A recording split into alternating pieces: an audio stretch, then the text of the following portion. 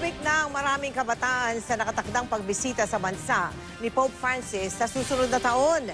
Sumulat at gumuhit sila para ipahayag ang kanilang pag-asa na sana'y makita at makalapit sa Santo Papa. Nakatutok si Marie Umali.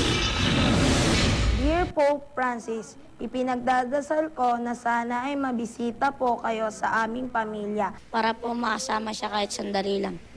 Para makita po sila at mayakap. Para po maging masaya po kami. Ito ang mga simpleng hiling ng mga kabataan ng Tulay ng Kabataan Foundation, isang non-government organization. Gusto sana nilang personal na makita si Pope Francis sa kanyang pagbisita sa bansa sa January 2015. Sinimula ng mga bata ang pagsusulat ng mga liham para sa Santo Papa 3 linggo nang nakalilipas. Ilan lamang ito sa mga sulat na nilikha ng mga paslit dito sa Tulay ng Kabataan. Merong mga sobrang makukulay, meron din yung mga gumuhit pa na talagang in-effort. Pero meron din namang mga payak o simpleng sulat kamay lamang.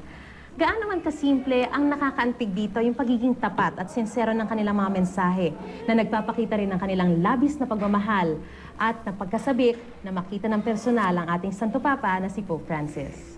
May sinabi si Pope Francis nung piniprepare niya yung trip niya dito sa Manila. Sabi niya, ayokong pumunta sa mga VIP, gusto kong pumunta sa mga pinakamahirap. Isa sa pupuntahan ng Santo Papa ang mga nasalanta ng bagyong Yolanda, pero naniniwala pa rin ang mga bata na walang imposible sa Panginoon.